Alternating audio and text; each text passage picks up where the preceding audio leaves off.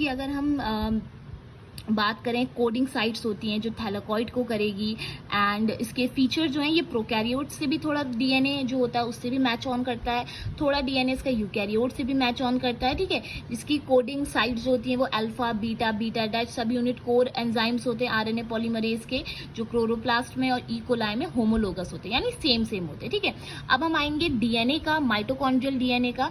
सो अगर आप बीएससी में, अगर आप बीएससी में है या एमएससी में है, जूलॉजी है या बॉटनी है, तो आपको ये वाला डायग्राम आप बना सकते हैं, which is a human mitochondrial DNA. अब वी ऑल्सो नो दैट, ठीक है, जो माइटोकॉन्ड्रिया है उसके पास भी खुद का ही डीएनए होता है, तो उसके लिए हम इसका पूरा पढ़े। यहाँ पे भी जो हमने इसका मैपिंग करी है वो रिस्ट्रिक्शन, फ्रैगमेंट एनालिसिस और रिकॉम्बिनेंट एनालिसिस से कर रखी है, ठीक है। तो यहाँ पे जो है वो ह्यूमन डीएनए है। तो अगर मैं आपको डायग्राम के थ्रू समझाऊं, तो देखिए यहाँ पे ये सबसे पहले इसके देखिए टीआरएनए, बैंड्स ऑफ टीआरएनए बहुत जगह होंगे, तो दैट मीन्स टीआरएनए इसका फुली डिस्ट्रीब्यूटेड है इन द साइटोप्लाज्म। देन यहाँ पे इसके क्या बोलते हैं, ये ND6 है, यहाँ पे डी लूप है जो मैंने अभी आपको बताया, that is the replication of origin of replication, यहीं से स्टार्ट होगा।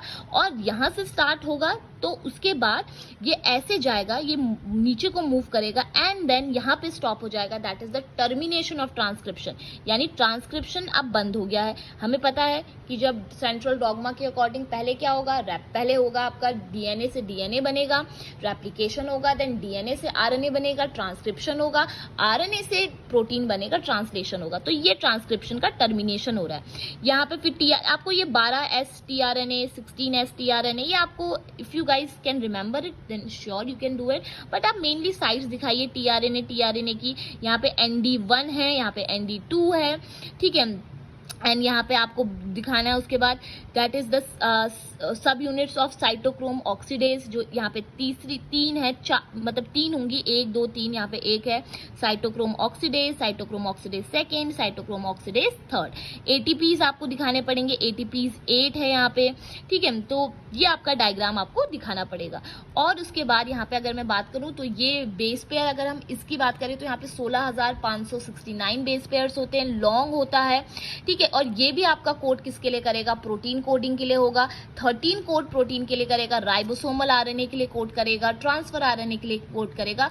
और जो प्रोटीन होगा जो इससे कोडेड होगा, that is the mitochondrial DNA से कोड होगा, वो होगा cytochrome B, cytochrome oxidase and NADH hydrogenase.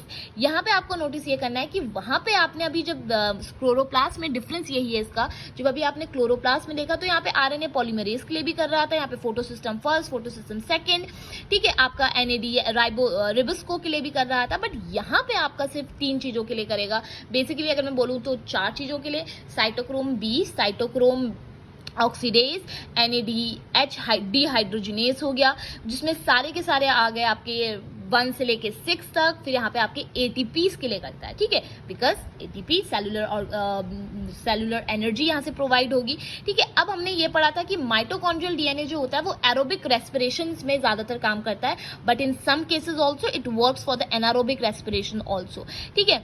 अब यहाँ पे जो देखिए कि अब जब ट्रांसक्रिप्शन हो रहा है तो यहाँ पे आपका पोस्ट ट्रांसक्रिप्शन भी होगा। So that means mitochondrial DNA of human has no intron, but क्या बोलते हैं, किसी में इंट्रॉन्स होंगे भी, ठीक है।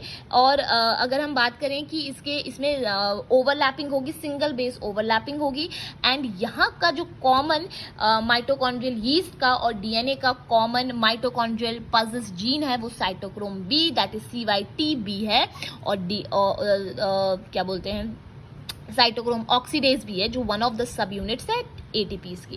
And there are several differences जो अकर होते हैं, बट अभी आपको सिर्फ इतना डायग्राम को एक्सप्लेन करना है। आई होप आपको समझ में आया हो।